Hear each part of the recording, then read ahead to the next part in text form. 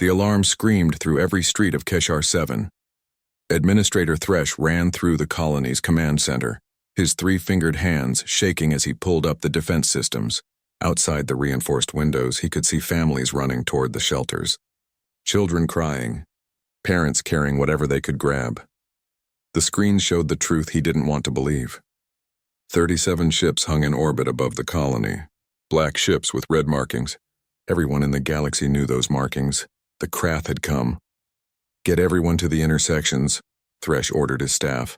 His voice was steadier than he felt. "Seal the outer districts. Route all power to the shields."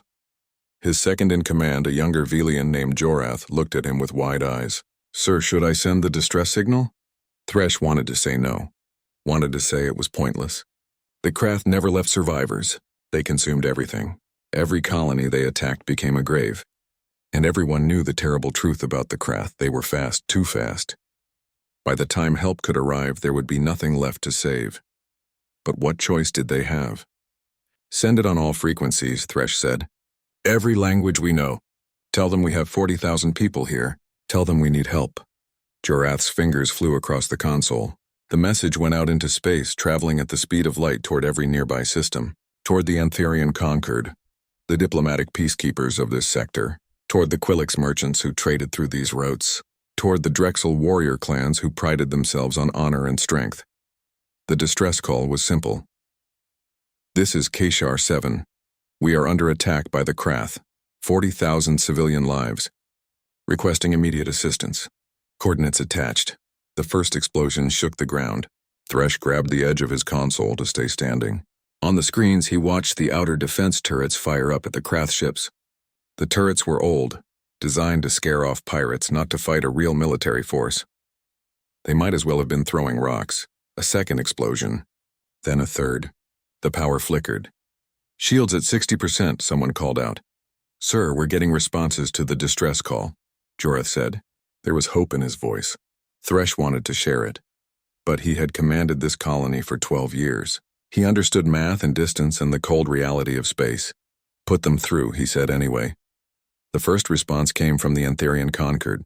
The alien diplomat's face filled the screen, its features soft and concerned. "Keshar 7, we have received your call. We are dispatching our nearest peacekeeping fleet. Estimated arrival time is 8 days. Hold on, help is coming. 8 days. The shields would last maybe 2. The next response was from a Quillix trade captain. "Keshar 7, we hear you. We are rerouting all available ships to your location. Arrival time 7 days. Stay strong." 7 days. A Drexel warrior's scarred face appeared next. "Valian colony, the Drexel hear your cry. We come with weapons and honor. 6 days we will be there. 6 days. Thresh felt something break inside his chest. They were trying. The galaxy was trying, but they were all too far away. The Krath knew it. That was why they attacked places like Keshar 7. Remote, distant, alone. "Thank you," Thresh transmitted back to all of them. "Thank you for coming."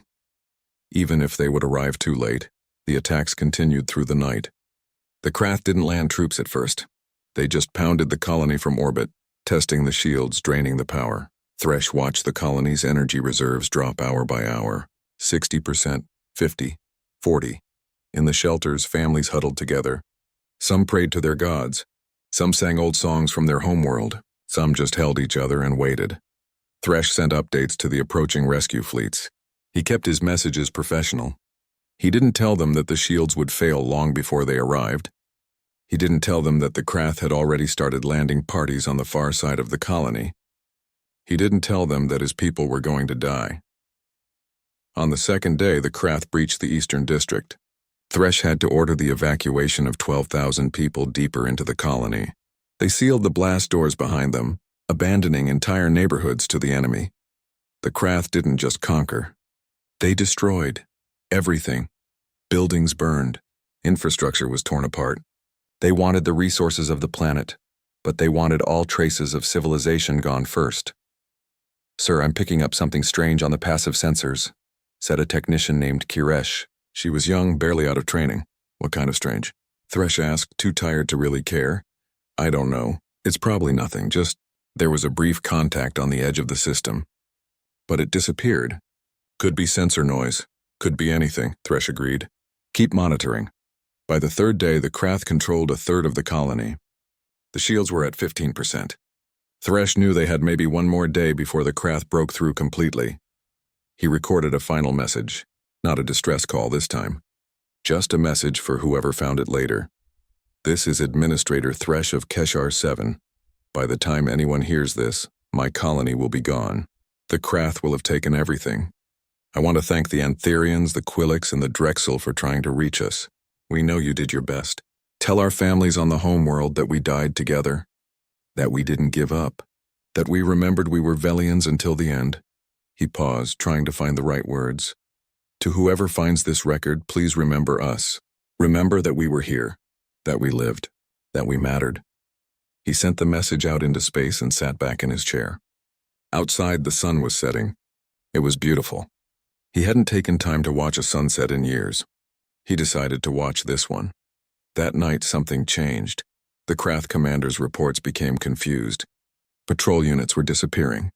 Not destroyed, just vanishing. Communication arrays were being sabotaged. Equipment was malfunctioning. Thresh listened to the intercepted Krath communications with confusion of his own. The Krath soldiers sounded uncertain. Some even sounded scared. But that was impossible. The sensors showed no new ships. No reinforcements. The nearest help was still 4 days away. Koresh, he called to the young technician. Are you seeing anything unusual? She stared at her screens, her eyes narrowed. Sir, I've been watching the passive sensors all day. There's nothing on the active scans. No heat signatures. No engine trails. But the passive sensors keep picking up shadows. Movement where nothing should be. Equipment failure? Thresh suggested. Maybe, Koresh said slowly, but it's happening a lot. Always near Krath positions, always just before those positions go silent. Thresh felt something he hadn't felt in days. It wasn't hope exactly, but it was something. Keep watching, he said. Tell me everything you see. In the darkness between stars, something was moving. Something the sensors couldn't quite detect. Something that had heard a desperate call and decided to answer. The Krath had come to deliver death, but death had already arrived, and it wore human skin. Commander Zrathk of the Krath military felt something he rarely experienced. Doubt. He stood in his command ship, watching the tactical display of Keshar 7. The colony should have fallen by now. The shields were down to 8%. His ground forces controlled half the territory. The Velians had nowhere to go, but his soldiers kept disappearing. Report, he demanded, his mandibles clicking in agitation. His tactical officer hesitated. In Krath culture, hesitation meant weakness. Sir, 3 more patrols have failed to report. That brings the total missing to 47 soldiers. 47? Zrathk's claws dug into his command chair. In one night? What killed them? We don't know, Commander. We found the last patrol an hour ago. All dead, killed with precision. But there are no tracks. No heat signatures. No shell casings. And sir, there was a message. Show me. The screen changed. It showed Krath soldiers, all dead, arranged in a circle. In the center, scratched into the ground in Krath script, were 3 words. You should have left. Zrathk felt his blood turn cold. Who did this? The Velians don't have this capability. We've scanned everything, sir. There are no new ships in the system. No reinforcements have arrived. Our sensors show nothing. Then the sensors are broken, Zrathk snarled. Fix them. Double the patrols. Triple them. Find whoever is doing this and kill them. But even as he gave the orders, Zrathk felt the doubt growing. The Krath were hunters, predators. They had conquered 12 species. They knew how to track prey. Whatever was hunting his soldiers didn't move like prey. Inside the colony, Administrator Thresh couldn't sleep. Not that there was much time for sleep anyway. The Krath would break through the final defenses within hours. He spent his time making sure the evacuation routes were clear, that the youngest children were deepest in the shelters, that everyone had emergency supplies. Kairesh found him in the command center at 3 in the morning. Sir, you need to see this. She pulled up her sensor data. Thresh looked at the screen and saw nothing unusual. Just the standard tracking of Krath positions, the colony's failing shields, the approaching rescue fleets that were still 3 days away. I don't understand, Thresh said. Watch the passive sensors, Kairesh said. She played back the last 6 hours in fast forward. Thresh watched, and then he saw it. Small distortions in the air, heat blooms that appeared and disappeared, shadows moving against shadows, and every time these anomalies appeared near a craft position, that position went dark within minutes. "What am I looking at?" Thresh asked. "I don't know," Kiresh admitted. "But whatever it is, it's killing Krath. A lot of them." Thresh wanted to believe it was a system malfunction, a glitch.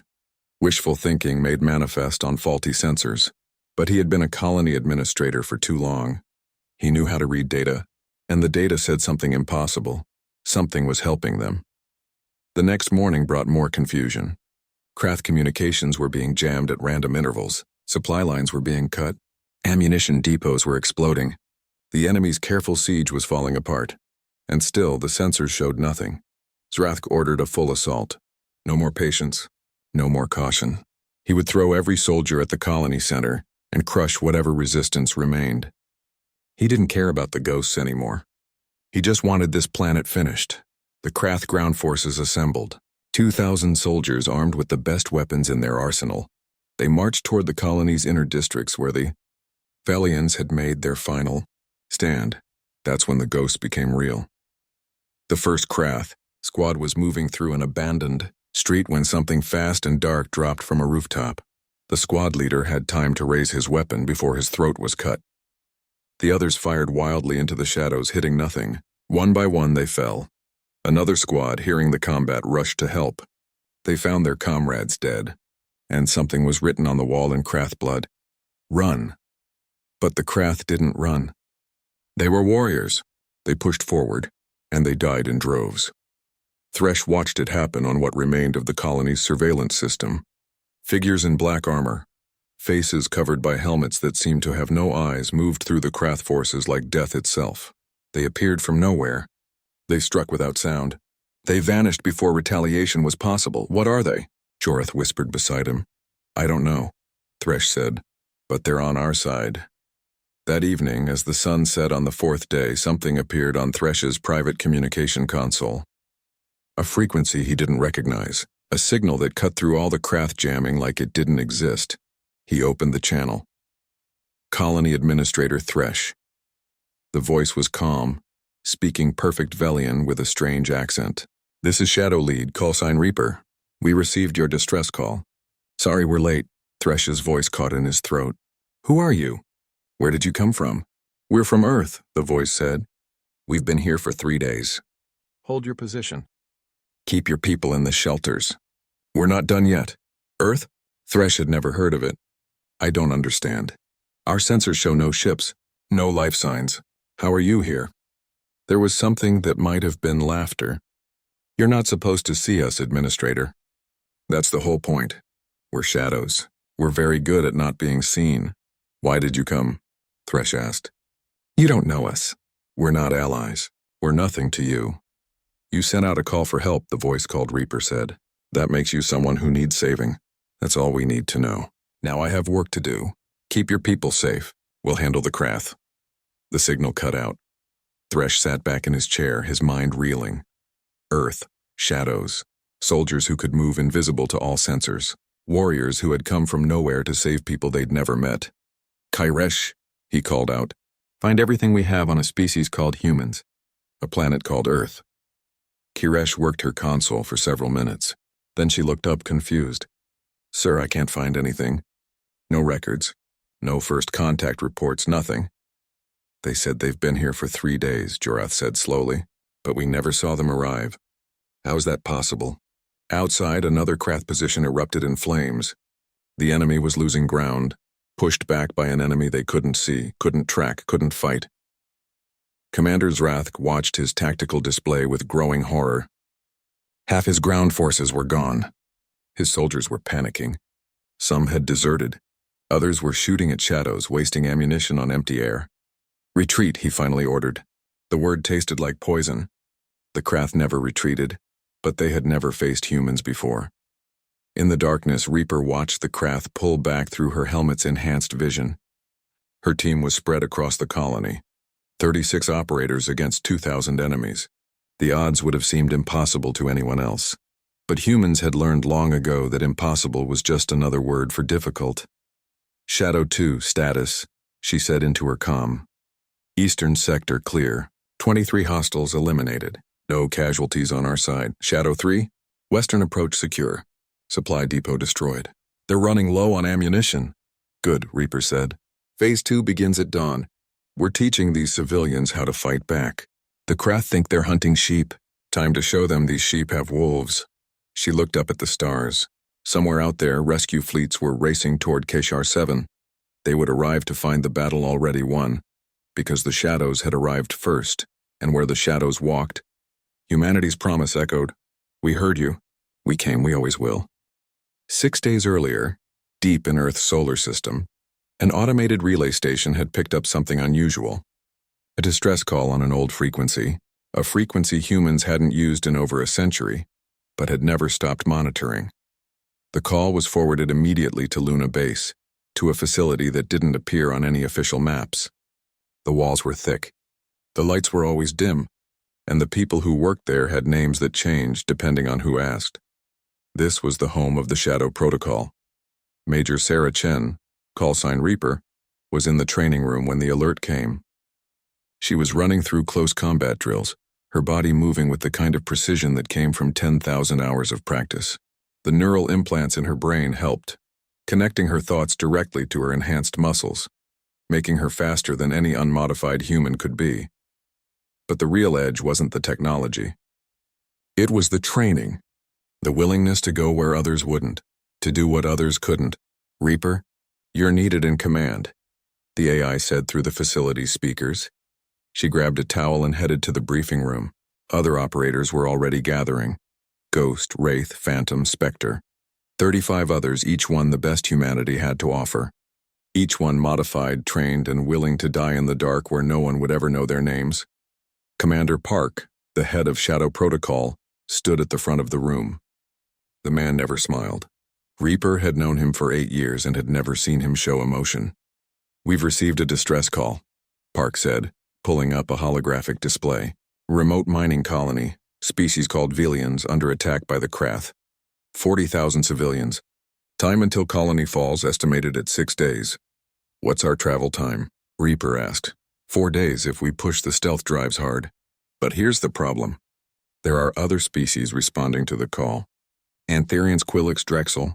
They'll arrive in 6 to 8 days. So we'll get there first, Ghost said. What's the problem? Park's expression didn't change. The problem is this would be Earth's first confirmed contact with this sector of the galaxy. The problem is we're not supposed to exist. The problem is if we do this, there will be questions. Reaper understood. Humanity had discovered FTL travel 30 years ago. But instead of announcing themselves to the galaxy, Earth's governments had made a different choice.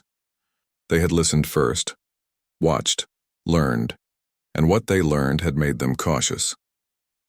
The galaxy was big and mostly peaceful, but it was also slow. When disaster struck, help often arrived too late. Not because people didn't care, but because space was vast and FTL travel had limits.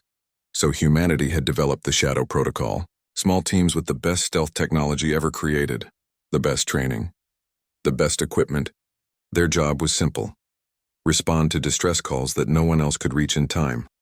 They had run 17 missions in 5 years, saved over 100,000 lives, and nobody knew humans existed. We're not supposed to exist, Reaper said. But those 40,000 Velians are very real.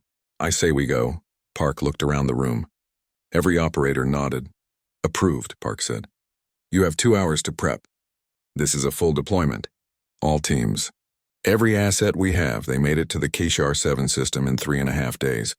The stealth ship, covered in adaptive camouflage and equipped with systems that bent sensor waves around it, slipped past the Krath blockade like a ghost through a wall. Reaper watched the colony on the screens. The shields were failing. The Krath were landing ground forces. Time was running out. Drop pods ready, the pilot said. Light deployment, Reaper ordered. Spread formation. I want teams positioned around every major Krath concentration. We go loud after the first kill. I want them scared. The pods launched in silence, black spheres falling through the atmosphere without leaving a heat trail. Each pod held 1 or 2 operators. They landed in darkness, in alleys and on rooftops and in abandoned buildings, and then the hunt began. The first night, they watched. Learned Krath patrol patterns, identified commanders, mapped communication networks. Humans were good at this. Persistence hunting was in their DNA. Their ancient ancestors had chased prey for days until it collapsed from exhaustion. These operators had that same patience enhanced by technology and training. The second night they struck. Reaper dropped from a rooftop onto a Krath patrol. Her combat knife, made from carbon nanotube composites, cut through armor like paper. The Krath died without making a sound. She dragged the bodies into the shadows and moved on. Across the colony, her team was doing the same. Ghost used a garrote. Wraith preferred a suppressed pistol. Phantom broke necks. The methods varied, but the result was always the same. The Krath started to notice their soldiers were disappearing. They increased patrols. The shadows simply adapted. On the third night, Reaper decided it was time to escalate. She hacked into the Krath battle network. It wasn't hard. Most species protected their networks against external attacks, but they didn't expect someone to physically plug in and override the security. She uploaded a file. Audio recordings from the Krath's own archives. Screams from their previous victims. The sounds of colonies falling. Children crying. People begging for mercy. Then she played it on every Krath communication channel at once. The effect was immediate. Krath soldiers started shooting at shadows. They abandoned positions. Some even started killing each other in the confusion. How are they holding up? Ghost asked over the encrypted channel. They're breaking, Reaper said. Another day and they'll retreat on their own. What about the civilians? Terrified but alive. We should make contact soon. They need to know someone's here. That's when she opened the channel to Administrator Thresh. Let him know that help had arrived, that the impossible had happened. The Velian's voice had been full of confusion and hope and disbelief. Good. Let him tell his people. Let them know they weren't alone. Commander Zrathk was losing his mind. He knew it, could feel his thoughts spiraling into paranoia and fear. The Krath didn't feel fear. They caused it. But now he understood what his victims had felt. The helplessness, the certainty of death lurking in every shadow. We need to withdraw, his second-in-command said. No, Zrathk snarled. We are Krath, we do not run from prey. These aren't prey, the officer said quietly. I don't know what they are, but they're hunting us. We've lost half our ground forces and haven't seen the enemy once. Zrathk wanted to argue, wanted to order his soldiers forward, but he looked at his tactical display and saw the truth. His forces were spread thin, panicking, firing at nothing. He had lost control. Send a message to the fleet, he finally said. Prepare for full orbital bombardment. If we can't take the colony, we'll destroy it from space. Inside the colony, Reaper received the intercepted communication. She analyzed it quickly. The Krath were planning to bombard from orbit. That changed things. All teams, listen up, she broadcast. Enemy is planning orbital strike. We need to take out their command ship. That means going loud. All stealth protocols suspended. Phantom, Wraith, I need you to arm the civilians. Teach them basic defensive positions. Everyone else, we're hitting the landing pads. We steal Krath shuttles and take the fight to orbit. Sir, Ghost said. That's suicide. We're ground operators, not pilots. Then we learn fast, Reaper said. We didn't come this far to let these people die from orbit. Move out. The shadows revealed themselves fully for the first time. They moved through the colony in their black armor. Weapons visible, no longer hiding. Velian civilians saw them and stared in amazement. These weren't Velians. Weren't Antherians or Quillix or Drexel. They were something new. Something that moved like predators and fought like demons. Who are you? One Velian asked Phantom as he handed her a rifle. We're human, Phantom said. From Earth. And we're here to save your lives. Now hold this trigger down and aim at the red ones. Simple, right? Wraith gathered a group of Velian defenders in a makeshift command post. He pulled up a tactical display. Listen carefully. The Krath attack in straight lines. They don't use cover well. You do. Hide behind these positions. Wait until they're close. Then fire everything. Don't try to be heroes. Just stay alive. We'll handle the hard part. The Velians, who had thought themselves abandoned, who had prepared to die, suddenly found themselves armed and trained by warriors who had come from nowhere. Hope was a powerful weapon. Reaper led her assault team toward the Krath landing pads. 20 operators against 200 Krath guards. The odds were terrible, she smiled inside her helmet. Shadow protocol active, she said. Time to teach them why you don't hunt humans. The assault began with precision and ended with violence. The shadows moved through the Krath defenses like a storm of blades and bullets. They used every advantage: superior training, neural enhancement, weapons designed for maximum efficiency. In 8 minutes, the landing pads were theirs. In 10 minutes, they had commandeered 3 Krath shuttles. In 12 minutes, they were launching toward the command ship. Commander Zarath saw the shuttles coming, thought they were his own forces retreating. By the time he realized his mistake, the shadows were already docking. Reaper was the first through the airlock, her rifle up, her enhanced senses tracking every movement. Krath soldiers tried to stop her. They failed. She moved through the corridors of the command ship, her team behind her, leaving bodies in their wake. They reached the bridge in minutes. The Krath retreat was not organized. It was chaos. Soldiers abandoned their positions, running for the remaining shuttles. Some were trampled by their own comrades. Others were cut down by the Velian defenders who had found their courage. Reaper watched from the captured command ship as the enemy fled. She had control of the most powerful vessel in the system. The Krath fleet in orbit was scattered, leaderless, confused. One command from her and the ship's weapons could turn them all to dust. But that wasn't the mission. The mission was to save lives, not take them. "Open a channel to the Krath fleet," she ordered. The communication officer, one of her own team now wearing a Krath uniform taken from a dead soldier, nodded.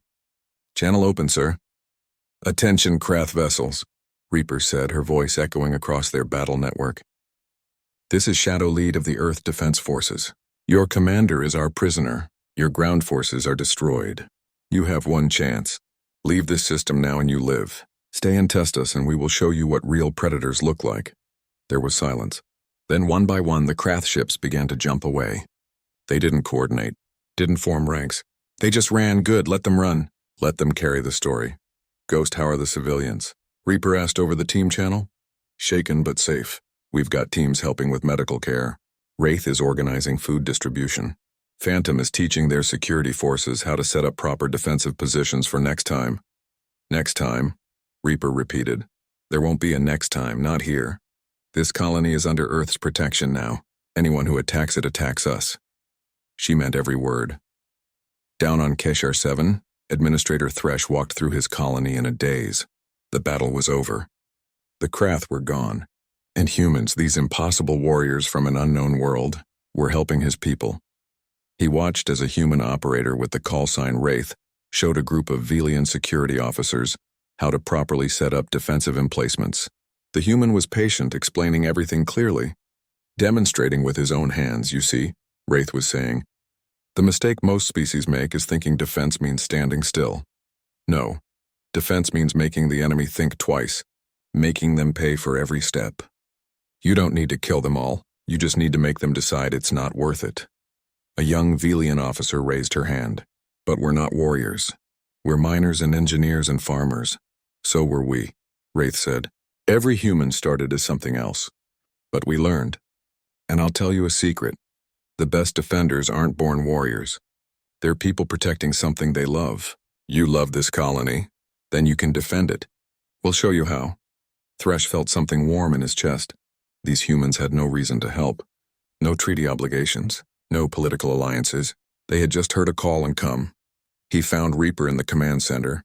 She was standing at the main console, coordinating her teams, her helmet tucked under one arm. This was the first time he'd seen her face clearly. She looked young, maybe 30 Velian years, but her eyes were older, eyes that had seen things he couldn't imagine. "Thank you," Thresh said. It felt inadequate, but he didn't know what else to say. Reaper looked at him. "You already thanked us, Administrator. You sent out that call. You didn't give up. You kept your people alive long enough for help to arrive. That takes courage. But I thought no one would come," Thresh admitted. "I thought we would die." "We came," Reaper said simply. "And we'll keep coming. Every distress call. Every cry for help. If we can reach you, we will." "Why?" Thresh asked. "What do you gain from this?" Reaper was quiet for a moment. "You want to know about humans? We're stubborn. We spent thousands of years fighting each other, killing each other over pieces of land and old grudges. We nearly destroyed ourselves a dozen times, but we learned something. We learned that being strong means protecting the weak, that being advanced means helping those who need it. We learned that the measure of a species isn't what they do for themselves. It's what they do for others." She gestured at the screen showing the colony, the people helping each other, families reuniting. We heard you calling into the dark, thinking no one was listening. We decided right then, never again. No one should face death alone. No one should think the galaxy doesn't care. So we built the Shadow Protocol. We trained. We prepared. And now when someone needs help, we're there. Thresh felt his eyes water. In Velian culture, tears were not shameful. They were honest. You saved 40,000 lives today, he said. How can we ever repay you? You don't, Reaper said. You survive. You rebuild. You live good lives. That's payment enough? Young Koresh approached them nervously. Excuse me, human Reaper? I have a question. Just Reaper is fine, the human said with a small smile. What's your question? I was watching our sensors during the battle. I still don't understand how your ships got here without us seeing them. How your people moved without our scanners detecting you. What technology allows that? Reaper's smile grew slightly. That's classified. But I can tell you this. While most species focused on making FTL faster, we focused on making it quieter. While others built bigger weapons, we built smarter ones. While others focused on strength, we focused on precision.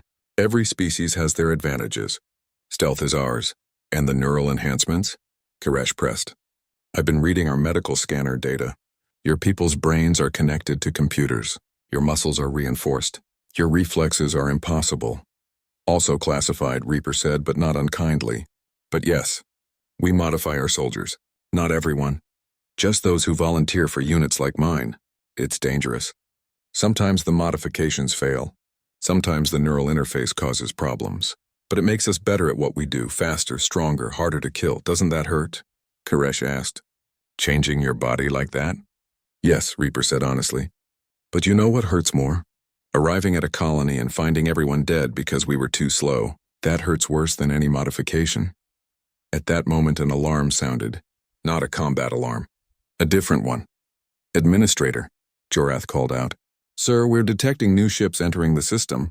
Multiple contacts. It's the rescue fleet. The Antherians, Quillix, and Drexel have arrived. Thresh felt a spike of panic. The other species would find humans here. Would find out about Earth, what would happen. Reaper seemed unconcerned. Put them on screen. The view screen showed 3 separate fleets converging on Kesher 7. The graceful silver ships of the Antherian Concord. The bulky practical vessels of the Quillix traders. The angular warships of the Drexel clans. Open a channel to all of them, Reaper ordered. 3 faces appeared on split screens. An Antherian diplomat with kind eyes, a Quillix captain with practical bearing, a Drexel warrior with scars and honor marks. All 3 stared at Reaper in confusion. Unknown vessel, the Antherian said carefully. We received a distress call from this colony. Who are you? I am Shadow Lead Reaper of the Earth Defense Forces, Reaper said. The crisis is over. The Krath have been repelled. The colony is secure, Earth, the Quillix captain repeated. I have no record of this species. You wouldn't, Reaper said. We've been observing the galaxy for a while, but this is our first formal contact. Sorry about the dramatic entrance. The Drexel warrior leaned forward. You defeated the Krath? How many warriors did you bring? 36 operators, Reaper said. There was silence. 36? The Drexel repeated. You're telling me that 36 soldiers held off the entire Krath invasion force? We didn't hold them off, Reaper corrected. We destroyed them, captured their command ship, broke their formation, and sent them running. Would you like the tactical breakdown? More silence. The Antherian spoke first. Perhaps we should talk in person. May we come aboard your vessel? You're welcome to visit the colony, Reaper said. But understand, Kesher 7 is now under Earth's protection. Anyone who threatens this place threatens us. I wanted that understood before any formal discussions. The Drexel warrior's eyes gleamed with something that might have been respect. The Drexel understand strength. We would be honored to meet you. Over the next hours, representatives from all 3 species came down to the colony. They walked through the streets, saw the damage from the battle, spoke with the Velian survivors, and everywhere they looked, they saw humans. Helping with repairs, teaching defensive tactics, treating wounds, building barriers. The Antherian diplomat found Reaper helping move supplies to a shelter. You're a military commander, the diplomat said. Why are you doing manual labor? Because it needs doing, Reaper said, carrying a crate that should have required 2 people to lift. And because these people have been through enough. The least I can do is help them rebuild. You really came just because you heard their distress call? The Antharian asked. You had no strategic interest here? No resources you wanted? We came because they needed help, Reaper said. That's the only reason we needed. The diplomat was quiet for a long moment. The Antharian conquered would like to establish formal relations with Earth. We think your people would be valuable allies. We're not looking for allies, Reaper said. We're looking for people who need help. But if the Concord wants to talk, we'll listen. Across the colony, the Quillix captain was examining the human equipment with professional interest. Ghost was showing him the stealth generator. This technology, the captain said, it's generations ahead of anything we have. The news spread through the galaxy like fire through dry grass.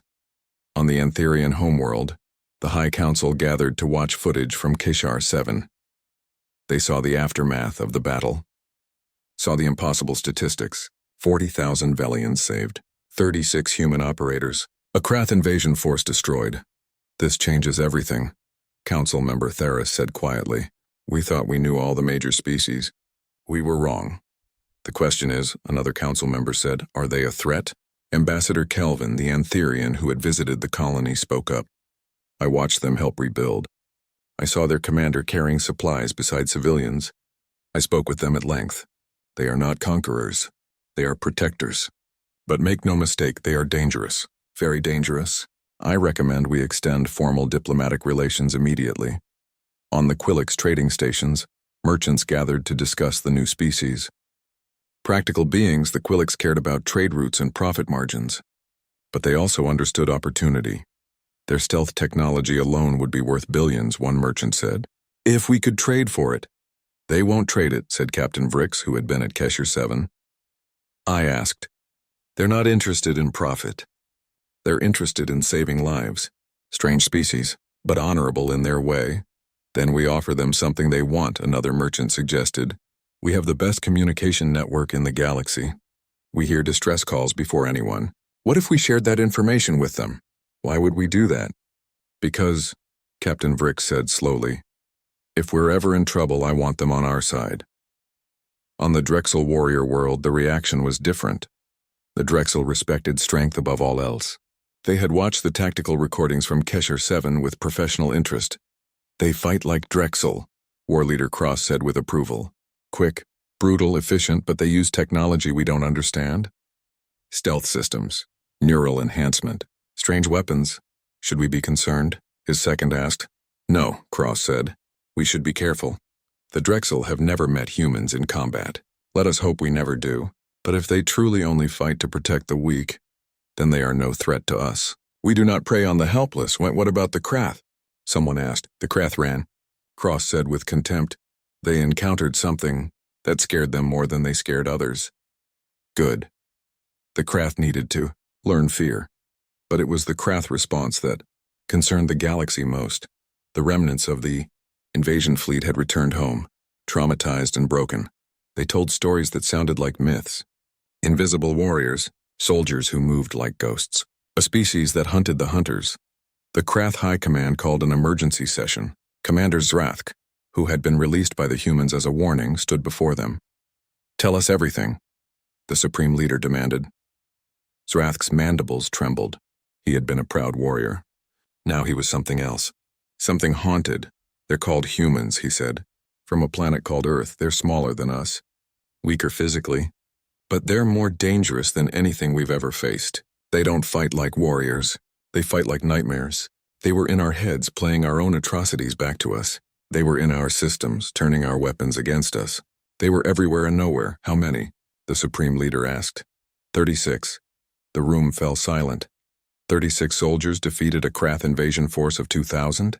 Yes, Zrathk said. And they didn't even seem challenged. Their leader, the one called Reaper, told me to spread the word, to tell everyone that Earth's shadows walk the galaxy now, that anyone who preys on the helpless will face them. Should we retaliate? A general asked. Send a larger force? Show them the true might of the Krath? Zrathk looked at the general with something close to pity. You didn't see them. You didn't feel what it was like to be hunted by them. If we attack Earth or their protected colonies, they won't just defeat us. They'll make an example of us. I recommend we add human-protected space to our forbidden zones. It was the first time in Krath history that they had added a species to that list. Back on Earth, in the Shadow Protocol facility, Major Sarah Chen filed her after-action report. Commander Park read it in silence. 36 operators, Park said. 40,000 civilians saved. 0 human casualties. Impressive work. We got lucky, Reaper said. The Krath weren't prepared for our tactics. Next time we might not have that advantage. There will be a next time, Park said. The galaxy knows about us now. Every species with a distress beacon will be calling that frequency, hoping for help. Good, Reaper said. That's what we built this for. Park pulled up a galactic map. Red dots marked recent distress calls. There were dozens of them, some old, some new, most too far for anyone to reach in time. Pick your next mission, Park said. We've received authorization to expand operations. More teams. More resources. The governments of Earth have decided that if we're going public, we might as well do it right. Reaper studied the map. One red dot caught her eye. A small research station under attack by pirates. 18 scientists. Help was 4 days away. This one, she said, pointing. We can make it in 2 days. That's 12 hours past their projected survival time. Then we'd better move fast, Reaper said with a slight smile. On Kashar 7, life slowly returned to normal. The colony rebuilt. Families moved back to their homes. Children played in the streets again. But things were different now. The Velians knew they weren't alone. They had been saved by a species they'd never met, by warriors who had come from across the galaxy just because someone called for help. Young Koresh still monitored the sensors. She had a new job now, listening to the frequency the humans had given them.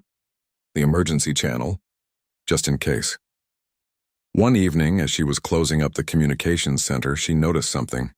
A brief signal on the human frequency, not addressed to Kashar 7 but passing through the relay system. She listened. This is Research Station Delta 9. We are under attack by unknown hostiles. 18 personnel. We have limited defenses. Please, if anyone can hear this, we need help. Coordinates attached. The message was desperate. Hopeless. The kind of message that usually got answered too late. Koresh was about to close the channel when another signal came through. This one was different. Encrypted.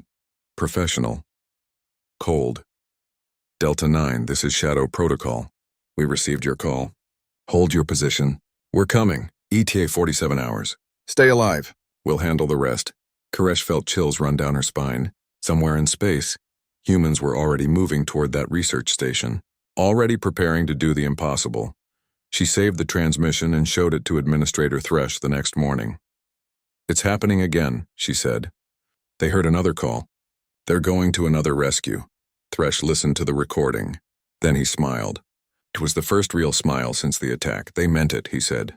They really meant it. They're going to answer every call. Sir, Koresh said quietly. I want to help them. The humans. Is there a way we can assist? We owe them everything, Thresh thought about it. Start documenting everything we learned from them. Their tactics. Their approach. Their philosophy. We'll share it with other colonies. If humans can't reach everyone, maybe we can learn to defend ourselves better. We can be ready to hold the line until they arrive. And if they never arrive, Koresh asked. They will, Thresh said with certainty. That's what they do. Across the galaxy, the story of Kashar 7 spread. Each species told it differently. The Antherians spoke of the humans' compassion. The Quilix discussed their efficiency. The Drexel praised their warrior spirit. The Krath whispered warnings about the shadows, but everyone agreed on one thing. Humanity had announced itself to the galaxy not with grand speeches or diplomatic missions, but with action. They had heard a cry for help and responded, and they kept responding. A merchant convoy under attack by raiders received help from Shadow Team 7. A diplomatic transport caught in a meteor. Storm was guided to safety by Shadow Team 3. Colony facing a plague outbreak got medical supplies dropped by Shadow Team 12. Everywhere there was need, humans appeared. Not always in time, not always successful, but they tried. Always, they tried. The phrase began to spread through the galaxy's communication networks. Earth's shadows walk here. It became a warning to predators and a comfort to victims. It meant that somewhere someone was watching, someone would come. 6 months after Kashar 7, The first formal diplomatic mission from Earth arrived at the Antherian homeworld. Ambassador James Morrison stepped off the human ship and was greeted by the entire High Council. "Welcome to our worlds," Council Member Theris said. "We have many questions about your people." "I'm sure you do," Morrison said with a diplomatic smile. "And I'll answer what I can. But first let me be clear about who we are and what we want." The Council waited. "We don't want territory. We don't want resources. We don't want political power. What we want is simple. We want to help. We've seen the galaxy has gaps, places where help can't reach in time, people who fall through the cracks. We're offering to fill those gaps. In exchange for what?" Theris asked carefully. "Information," Morrison said. "Share your distress networks with us. Let us monitor for emergencies. In return, we'll respond to any call we can reach. We'll share our rescue techniques. We'll train other species in rapid response. We'll make the galaxy safer for everyone."